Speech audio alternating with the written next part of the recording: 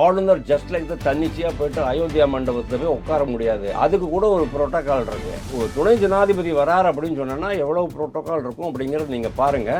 மாநிலத்திற்கு தெரியாமலேயே இது நடந்திருக்கு அப்படின்னு இவங்க சொன்னாங்கன்னா இவங்க பச்சையா பொய் சொல்றாங்கன்னு தான் அர்த்தம். அவருக்கு அவமரியாதை அப்படிங்கிறது கிடையாது. இவங்க நினைச்சுக்கிறாங்க நம்ம அவமரியாதை பண்ணிட்டோம், அவங்க கேவலப்படுத்திட்டோம் அப்படின்னுட்டு. துணை ஜனாதிபதியினுடைய அந்த ஆட்டிடியூட் நீங்க பாத்தீங்கன்னு சொன்னா அவர் இதை பத்தி கவலையே பட்டதா தெரியும். அவங்கெல்லாம் ரொம்ப highly powerful and very influential people. அவங்கள கூட நீங்க மிரட்டி அடிப்பணி வைக்கும் அளவுக்கு நீங்க போயிருக்கிறீங்க அப்படிங்கிறது இது சுட்டி காமிக்கிறது இந்த இன்சிடென்ட். அதாவது எங்கெல்லாம் பெரிய பெரிய கல்வி நிறுவனங்கள் தனியாரால் நடத்தப்படுகிறதோ அதுக்கு மேலே தான் டிஎம்கே காரங்களுடைய கண் இருக்கும் அப்படிங்கிறத நாங்கள் பார்த்துருக்கோம். பல்வேறு ஸ்கூல்ஸ் எல்லாம் எடுத்துட்டு இருக்காங்க. உதயநிதி ஆரம்பித்து வச்சார் சார். பாகிஸ்தான் தீவிரவாதி அதை முடிச்சு வைக்கிறான். இவர் தானே சொன்னாரு சனாதனத்தை ஒழிப்பேன், இந்துக்களை அடிச்சு கொள்ளுவோம், புகை போட்டு கொள்ளுவோம் சனாதனத்தை அப்படின்னு சொன்னாரு.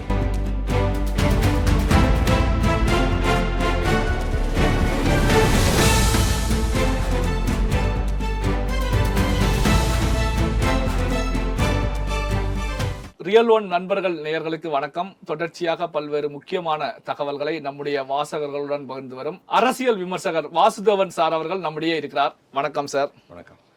இப்போ பாத்தீங்கன்னா சார், ஆளுநர் மாநாடு, துணைவேந்தர்கள் மாநாடு, இந்த மாநாட்டை பொறுத்த வரைக்கும் துணை குடியரசுத் தலைவர் ஜக்தீப் தங்கர் அவர்கள் சீஃப் கெஸ்டாக கலந்துகிட்டு இருக்காங்க. இதுல மாநில அரசுடைய கண்ட்ரோல்ல இருக்கக்கூடிய பல்கலைக்கழகங்கள், தனியார் பல்கலைக்கழகங்கள்ல இருக்கக்கூடிய துணைவேந்தர்கள் கலந்துக்கல. அதே நேரத்தில் மத்திய அரசுடைய கண்ட்ரோல்ல இருக்கக்கூடிய பல்கலைக்கழகங்களை சேர்ந்த துணைவேந்தர்கள் தான் கலந்துகிட்டு இருக்காங்க. ஏற்கனவே ஜக்தீப் தங்கர் அவர்கள் சுப்ரீம் கோர்ட்டை விமர்சிக்கும் போது திமுக துணை குடியரசுத் தலைவரையும் விமர்சித்து ஸ்டாலின் அவர்கள் அறிக்கை வெளியிட்டு இருந்தாங்க. இப்போ இந்த விஷயத்தை துணை குடியரசுத் தலைவர் எப்படி சார் பார்ப்பாங்க? இந்த மாநாடு ரொம்ப பாராட்டி இருக்கிறார் அவர், சந்தேகமே கிடையாது. மாநாட்டை ரொம்ப பாராட்டிட்டார். ஆனால் இந்த மாநாட்டை புறக்கணித்ததுனால அவங்களுக்கு இன்விடேஷன் வந்திருக்காங்கிறத எனக்கு தெரியாது. இவங்க சொல்கிறாங்க எங்களுக்கு இன்விடேஷன் வரல, தகவல் தெரிவிக்குது அப்படிங்கிறாங்க. பட் என்னை பொறுத்த வரைக்கும் ஒரு வைஸ் பிரசிடென்ட் வர்றாங்க, ஆளுநர் இருக்கிறாரு அப்படின்னு சொன்னால் ஆளுநருடைய மூவ்மெண்ட் எல்லாமே செக்யூரிட்டி புரோட்டோக்காலுக்கு உட்பட்டது தான். ஆளுநர் ஜஸ்ட் லைக் தன்னிச்சையாக போயிட்டு அயோத்தியா மண்டபத்தில் போய் உட்கார முடியாது. அதுக்கு கூட ஒரு புரோட்டோக்கால் இருக்குது. அப்போது துணை ஜனாதிபதி வரார் அப்படின்னு சொன்னா எவ்வளவு புரோட்டோக்கால் இருக்கும் அப்படிங்கிறது நீங்கள் பாருங்கள். மாநிலத்திற்கு தெரியாமலேயே இது நடந்திருக்கு அப்படின்னு இவங்க சொன்னாங்கன்னா இவங்க பச்சையாக பொய் சொல்கிறாங்கன்னு தான் அர்த்தம். ஏன்னா டெல்லி போலீஸு, அந்த பிரசிடென்ட்ஸ் போலீஸு, அதுக்கப்புறமா அவங்களுடைய அது பாதுகாப்பு படை ப்ளஸ் இவங்க போலீஸ், தமிழ்நாடு போலீஸ் ரெண்டு சேர்ந்து தான் அந்த நிகழ்ச்சியில் ரெக்கியெல்லாம் பண்ணி வச்சுருப்பாங்க. அதுக்கப்புறம் இந்த புரோட்டோக்காலெல்லாம் கரெக்டாக பண்ணிட்டு போவாங்க. அப்படி இருக்கும்போது எனக்கு தெரியவே இல்லை அப்படின்னு சொன்னோன்னா ரொம்ப தப்பு. இவங்க போகாமல் புறக்கணிச்சதுக்கு காரணம் என்ன அப்படின்னா, எந்த ஒரு இவங்களுக்கு ஒரு ஃபோபியா, அதாவது ஆர்.என். ரவி அப்படின்னு சொன்னால் ஒரு ஃபோபியா, குடியரசுத் தலைவர் அப்படின்னா ஒரு ஃபோபியா. ஏன்னா குடியரசுத் தலைவர், துணை குடியரசுத் தலைவர் எல்லாமே பாஜக அப்பாயிண்டிஸ் அப்படின்னு தான் இவங்க பார்க்குறாங்க. அதனால அவங்கள மட்டம் தட்டணும். இவங்க போகாமல் இருந்தது அவங்களுக்கு ஒரு அவமானம் மாதிரி தான் நான் பார்க்குறேன். அவங்கள இவங்க இன்சல்ட் பண்ணிருக்காங்க அப்படின்னு தான் நான் பார்க்குறேன். குடியரசுத் தலைவர் கண்டிப்பாக இது ஒரு இன்சல்ட்டாக தான் எடுத்துக்குவார். நாளைக்கு என்ன ஆக்ஷன் எடுப்பார் அப்படி அவரால் ஆக்ஷன் எடுக்க முடியாது. பட் இவங்க ஒரு எக்ஸ்ப்ளனேஷன் கேட்டு எழுதலாம் மாநில அரசுக்கு. ஏன் நீங்கள் அனுப்பலை, நீங்கள் ஏன் மற்ற துணை வேந்தர்கள்லாம் வருவதை தடுத்தீர்கள் அப்படின்னு அவங்க கேள்வி கேட்கலாம். அது தப்பு கிடையாது. ஆனால் இவங்க எப்படி அவங்க ஜஸ்டிஃபை பண்ணுவாங்க, நாங்கள் ஏன் போகலைங்கிறத ஏன் ஜஸ்டிஃபை பண்ணுவாங்கன்னு தெரியல. ஏன்னா மோஸ்ட் ஆஃப் தம் இங்கே சென்னையில் தான் இருந்திருக்கிறாங்க. ஊட்டிக்கு போயிட்டு வரது ஒன்றும் பெரிய விஷயம் கிடையாது.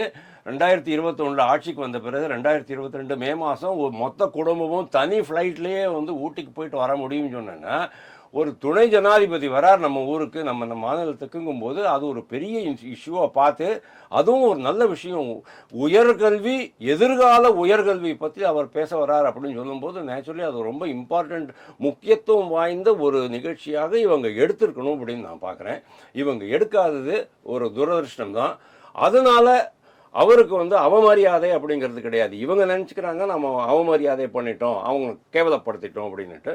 ஆனால் துணை ஜனாதிபதியினுடைய அந்த ஆட்டிடியூடு நீங்கள் பார்த்தீங்கன்னு சொன்னால் அவர் இதை பற்றி கவலையே பட்டதா தெரியல. இப்போ இதில் கலந்துக்காததுக்கு ஆளுநர் ஆர் என் ரவி அவர்களே காவல்துறை மூலமாக துணைவேந்தருக்கு மிரட்டல் விடுத்தாங்க அப்படின்னு சொல்லி வெளிப்படையாகவே தெரிவிக்கிறாங்க. இப்போ இந்த விஷயத்தை வந்து துணை குடியரசுத் தலைவரும் இத்தனை பேர் கலந்துக்கல அப்படிங்கிறது வெளிப்படையாகவே அந்த சீஃப் கெஸ்டாக கலந்துக்கும் போது பார்க்குறாங்க. இப்போ ஆர் என் ரவி அவர்களுடைய அடுத்த செயல்பாடு எப்படி இருக்கும்? அதாவது கண்டிப்பாக இவங்க ஏன் கலந்துக்கல அப்படிங்கிற ரிப்போர்ட் வந்து டெல்லிக்கு செல்லும். ஸோ அடுத்த கட்ட நடவடிக்கை எப்படி இருக்கும்? இப்போ நீங்கள் பாருங்கள், சென்ட்ரல் யூனிவர்சிட்டிஸ்லாம் வந்தாச்சு, ஸ்டேட் யூனிவர்சிட்டிஸ் வரல, அப்புறம் ப்ரைவேட் யூனிவர்சிட்டிஸ் வரல. ப்ரைவேட் யூனிவர்சிட்டிஸுக்கும் சென்ட்ரல் கவர்மெண்ட்டில் தான் ஏகப்பட்டது வேலை இருக்கும். ஏன்னா அவங்களுக்கு வந்து பாடத்திட்டங்கள், ஒரு புதிய கோர்ஸ் ஓப்பன் பண்ணணும், ஏஐசிடிக்கு போகணும், யூஜிசிக்கு போகணும், யூஜிசியோட கிராண்ட்ஸ் வருது, டீச்சிங் கிராண்ட்ஸ் வருது, நான் டீச்சிங் கிராண்ட்ஸ் வருது, எக்கச்சக்கமாக விஷயங்கள் இருக்குது. இதெல்லாம் அவங்க வந்து ஸ்டேக் பண்ணிவிட்டு இந்த ஸ்டேட் கவர்மெண்ட்டை முறைச்சிக்க கூடாது அப்படிங்கிற அந்த ஒரு அதுலேருந்து நீங்கள் தெரிஞ்சுக்கலாம் ஸ்டேட் கவர்மெண்ட்டு அவங்கள எந்த அளவுக்கு மிரட்டும். VIT for example, Vellore institute of technology, அதில் என்ன சார் கம்மி? அப்பேற்பட்ட ஒரு இன்ஸ்டியூட், சாஸ்திரா யூனிவர்சிட்டி, அவங்கெல்லாம் வந்து ரொம்ப highly powerful and very influential people. அவங்கள கூட நீங்கள் மிரட்டி அடிப்பணிய வைக்கும் அளவுக்கு நீங்கள் போயிருக்கிறீங்க அப்படிங்கிறத இது சுட்டி காமிக்கிறது இந்த இன்சிடெண்ட்டு. ஆனால் என்ன பேரலி அவங்க என்ன பண்ணியிருப்பாங்க, அவங்களுக்கு வந்து இங்கே வந்து எக்ஸிஸ்டென்ஷியல் கிரைசிஸ். ஏன்னா இந்த மாநில அரசை முறைச்சிக்கிட்டு நம்ம இங்கே இது பண்ணிட்டு இருக்க முடியாது. நாளைக்கு மாநில அரசு உள்ளே வந்து நாங்கள் எடுத்துக்குவோம். ஆல்ரெடி பத்மா சேஷாத்ரி நீங்கள் பார்த்தீங்க, கோயம்புத்தூரில் ஏதோ ஒரு இன்ஸ்டியூட் கூட அது மாதிரி தான் கேள்விப்பட்டேன். இன்னும் 1-2 இடங்களில் வந்து, அதாவது எங்கெங்கெல்லாம் பெரிய பெரிய கல்வி நிறுவனங்கள் தனியாரால் நடத்தப்படுகிறதோ அதுக்கு மேலே தான் டிஎம்கே காரங்களுடைய கண் இருக்கும் அப்படிங்கிறத நாங்கள் பார்த்துருக்கோம். அதான் பல்வேறு ஸ்கூல்ஸ் எல்லாம் எடுத்துகிட்டு இருக்காங்க. அந்த மாதிரி ஒரு பயத்தில் அவங்க இருக்கிறதுனால அவங்க வந்து ஸ்டேட் கவர்மெண்ட்டை தான் மேனேஜ் பண்ண வேண்டியிருக்கும். சென்ட்ரல் கவர்மெண்ட்டை யூஜிசி, ஏஐசிடிசி, அதெல்லாம் ஏஐசிடிசி இதெல்லாம் நாங்கள் வந்து எப்படி வேணால் மேனேஜ் பண்ணிக்கலாம் அப்படிங்கிற அந்த தைரியம் அவங்களுக்கு இருக்கும். இப்போ ஆளுநர் வந்து கண்டிப்பாக நீங்கள் ஏன் புறக்கணிச்சிங்க, இது எனக்கு இதுக்கு பதில் சொல்லுங்கள், இந்த மாதிரி நீங்கள் வந்து மிரட்டினதாக கேள்விப்பட்டோம் அப்படிங்கிற மாதிரி. ஏன்னா அவர் வந்து தகவல் இல்லாமல் அவர் பேசவே மாட்டார் சார். ஏன்னா அவர் உளவு ஆள். அந்த ஆளே உளவுத்துறையில் தான் வேலை பண்ணியிருக்கிறாரு 30 வருஷம். அதுக்கப்புறமா கவர்னராக வந்திருக்கிறாரு. உளவுத்துறையிலையும் அவருக்கு வந்து கான்டாக்ட் இருக்குது, போலீஸ்லேயும் கான்டாக்ட் இருக்குது, மத்திய உளவுத்துறையிலையும் கான்டாக்ட் இருக்குது. அப்படிங்கும்போது எந்த ஆதாரமும் இல்லாமல் அவர் பேசியிருக்க மாட்டார். அதை வச்சுக்கிட்டு இவங்களுக்கு கேள்வி கேட்கலாம், ஒரு நோட்டீஸ் அனுப்பலாம் அப்படின்னு தான் நான் பார்க்குறேன். சார், இப்போ வந்து பார்த்தீங்கன்னா இந்த பஹல்காம் அட்டாக் விவகாரம் தொடர்பாக மத்திய உள்துறை அமைச்சர் அமித்ஷா அவர்களை பொறுத்த வரைக்கும் மாநில முதலமைச்சர்கிட்டையும் பேசியிருக்காங்க.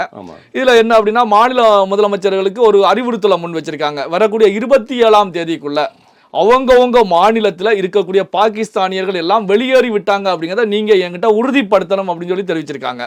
குறிப்பாக தமிழ்நாட்டை பொறுத்த வரைக்கும் இந்த நிமிடம் வரைக்கும் 500 பாகிஸ்தானியர்கள் வரைக்கும் இங்கே இருப்பதாக சொல்லப்படுது. அதில் வந்து பிஸ்னஸ் சம்பந்தமாக, மெடிக்கல் ட்ரீட்மெண்ட் சம்பந்தமாக 500 பேர் வரைக்கும் இங்கே இருப்பதாக ஒரு செய்தி வெளியாகியிருக்கு. இப்போ ஸ்டாலின் அவரிடத்துலையும் பேசியிருக்காங்க. அதாவது ஒரு மத்திய அரசாங்கம் ஒரு ஆர்டரை போட்ட பிறகும் மாநில முதலமைச்சர்களோடு அமித்ஷா அவர்கள் பேசுகிறார் அப்படின்னா இதை எப்படி சார் எடுத்துக்கிறது, எப்படி பார்க்க? அவ்வளோ சீரியஸ்னஸ், பயங்கரமான சீரியஸ்னஸ். அதாவது உள்துறை அமைச்சரே டைரெக்டாக கண்ட்ரோலில் வச்சுக்கிட்டு இருக்காரு, ஹேண்ட்ஸ் ஆன் பாலிசி. அதாவது நீ வந்து அவன்கிட்ட கொடுத்து இவன்கிட்ட கொடுத்து பண்ணுறதில்ல, நானே அதை ஃபாலோ பண்ணுறேன் அப்படிங்கிற மாதிரி. சார், உள்துறை அமைச்சர்கிட்ட நான் கேட்குறேன், தமிழ்நாட்டுக்கு ஒரு விதிவிலக்கெல்லாம் கொடுக்கக்கூடாதா? தமிழ்நாட்டில் வந்து நம்ம டிஎம்கே கவர்மெண்ட் இருக்குது. டிஎம்கேக்கு வந்து டிஎம்கே, திருமாவளவன், அந்த மாதிரி கட்சிகளுக்கெல்லாம், காங்கிரஸ் கட்சிகளுக்கெல்லாம் இவரோட இஸ்லாமியர்களுடைய உதவி வேண்டியிருக்கு. நம்ம பாகிஸ்தான்காரங்கள்லாம் திருப்பி அனுப்பிச்சிட்டோம்னு சொன்னோன்னா இஸ்லாமியர்கள் வந்து வாக்கு போடாமல் போயிடுவாங்க. அட்லீஸ்ட் உங்கள் கூட நான் இருக்கேன், உங்களுக்கு சப்போர்ட் பண்ணுறேன் அப்படிங்கிற மாதிரியாவது இந்த கவர்மெண்ட் வந்து அவங்கள தக்க வச்சுக்க முடியாதா அப்படின்னு நான் கேட்குறேன். அதாவது தமிழ்நாட்டுக்கு விதிவிலக்கு கொடுக்க முடியாதா அப்படின்னு கேட்கலாம் இவங்க. அந்த அளவுக்கு கூட தான் இவங்களுடைய இந்த புரிதல் இருக்குது. அதில் கூட நீங்கள் பாருங்கள், மதத்தை கேட்டு துணிகளெல்லாம் கழட்டி மத அடையாளம் இருக்கிறதா அப்படிங்கிறத பார்த்து தான் அவங்க வந்து இது பண்ணியிருக்கிறாங்க. நீங்கள் கேட்ட உடனே எனக்கு இன்னொரு ஞாபகம் வருது. இதுக்கு முன்னால் இது மாதிரி இருக்குல்ல, பாகிஸ்தானோட எப்போவுமே இந்தியா கூட சண்டை இருக்குதுன்னு சொன்னோன்னா பாகிஸ்தான் இந்தியா அப்படி தான் இருக்கும். பாகிஸ்தானுக்கும் இந்தியாவுக்கும் சண்டை, அவ்வளோதான். இராணுவ வீரர்கள் கொல்லப்படுவார்கள், இராணுவ முகாம்கள் தகர்க்கப்படும், அதில் 1-2 சிவிலியன்ஸு செத்து போயிடுவான். ஆனால் இந்த ட்ரிப்பு நீங்கள் பாருங்கள், கரெக்டாக சுற்றுலா பயணிகளை அதுவும் வராத இடத்துல குறி வச்சுருக்குறாங்க. அதுவும் என்ன, அமர்நாத் போகிற வழி, அமர்நாத் போகிற வழியில் 2வது முகாம் அந்த இடத்துல தான் வருது. ஓகே, ஆனால் அந்த இடம் வந்து அமர்நாத்தில் ஜூன் மாதம் தான் அதை திறப்பாங்க. ஜூன் மாதம் திறக்கிறதுக்கு முன்னால், அதாவது அமர்நாத் யாத்திரைக்கு திறக்கிறதுக்கு முன்னால் ஃபுல்லாக சானிடைஸ் பண்ணிவிடுவானுங்க. அந்த ஏரியா ஃபுல்லாக சானிடைஸ் பண்ணுறது அப்படின்னு சொன்னோன்னா நம்ம ப்ளீச்சிங் பவுடர் போடுறது கிடையாது. உளவுத்துறை வரும், பாதுகாப்பு படை வரும், எல்லா இடத்தையும் இன்ச்சு இன்ச்சாக செக் பண்ணிவிட்டு எவ்வளவு பாதுகாப்பு இருக்குங்கிறத பார்த்துடுவானுங்க அவங்க. அதுக்கப்புறம் தான் அங்கே வந்து பயணிகள் போக முடியும். ஆனால் அதுக்கு முன்னாலேயே யாரோ ட்ராவல் ஏஜென்ட்ஸ் 4-5 பேரை மேனேஜ் பண்ணி அங்கே வந்து கூட்டிகிட்டு போயிட்டாங்கங்கிறது ஒரு பெரிய விஷயம். இது சீரியஸ் லேப்ஸ், அது இல்லைன்னு சொல்கிறேன், நான் ஒத்துக்கிறேன். ஹிந்துஸை மட்டும் அடித்து கொண்டுவிட்டு அதில் வந்து ஒரு லேடிக்கிட்ட அவன் சொல்கிறான், நீ போய்ட்டு மோடிக்கிட்ட சொல்லு அப்படிங்கிறான். இதுக்கு என்ன அர்த்தம் சார்?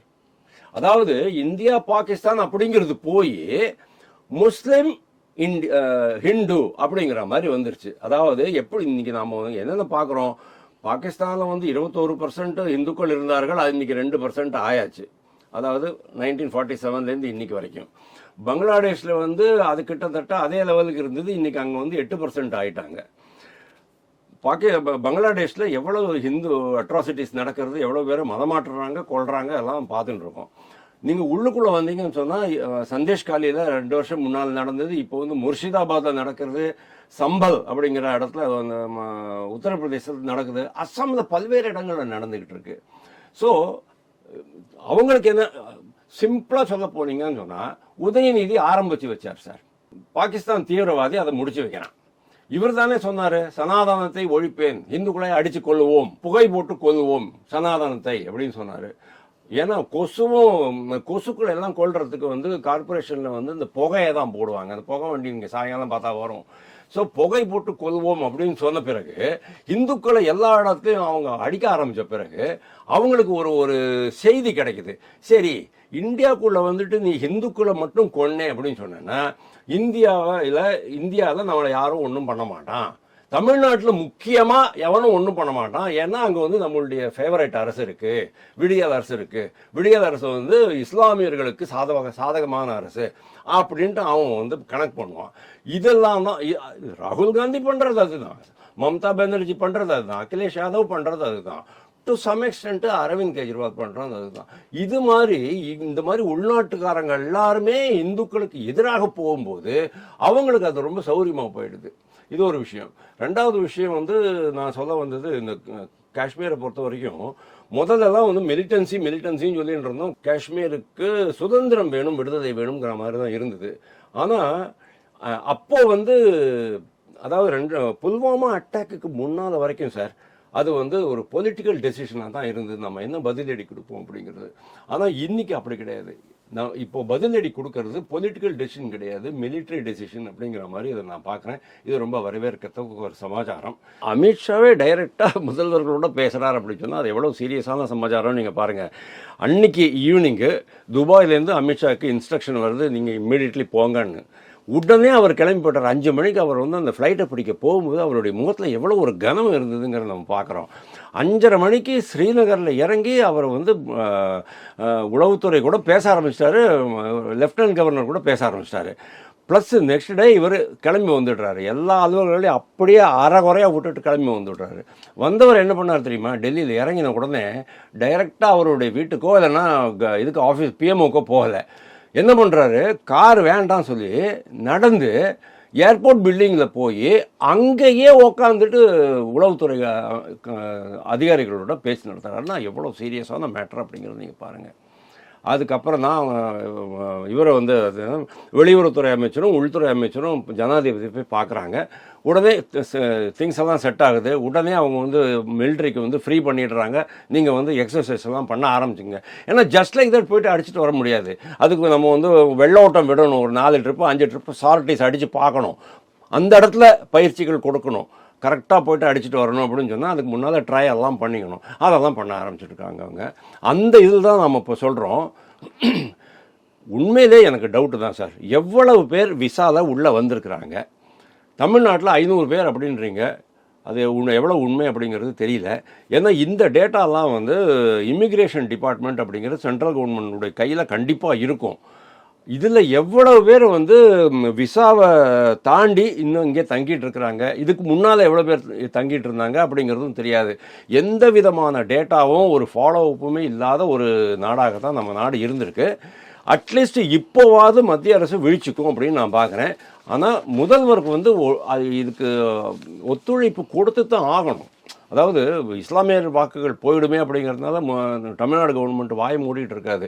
அவங்களுக்கு நெசசரிலி கோஆப்ரேட் பண்ணி தான் ஆகணும். இருக்கிற பாகிஸ்தானிஸ் என்ன school, colleges, hospitals, government companies, private companies எல்லாத்துலேயுமே அவனாவது இருப்பான்.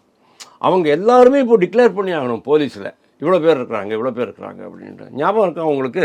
சைனீஸ் கம்பெனி, சைனீஸ்காரங்களாம் வந்தானுங்க. அதுக்கு வந்து பி சிதம்பரம் வந்து ஹோம் மினிஸ்டராக இருக்கும்போது கார்த்தி சிதம்பரம் வந்து அவங்களுக்கு வந்து விசா எக்ஸ்டென்ஷன் பண்ணி கொடுக்கறதுக்கு பணம் வாங்கினாரு. அது மாதிரிலாம் இப்போ பண்ண முடியாது. ஆனால் டிக்ளேர் பண்ணணும் அப்படிங்கிறது very very important. This is a very good development அப்படின்னு நான் பார்க்குறேன். பல்வேறு முக்கியமான தகவல்களை நம்முடைய வாசகர்களுடன் பகிர்ந்து கொண்டதற்கு நன்றி சார். தேங்க்யூ.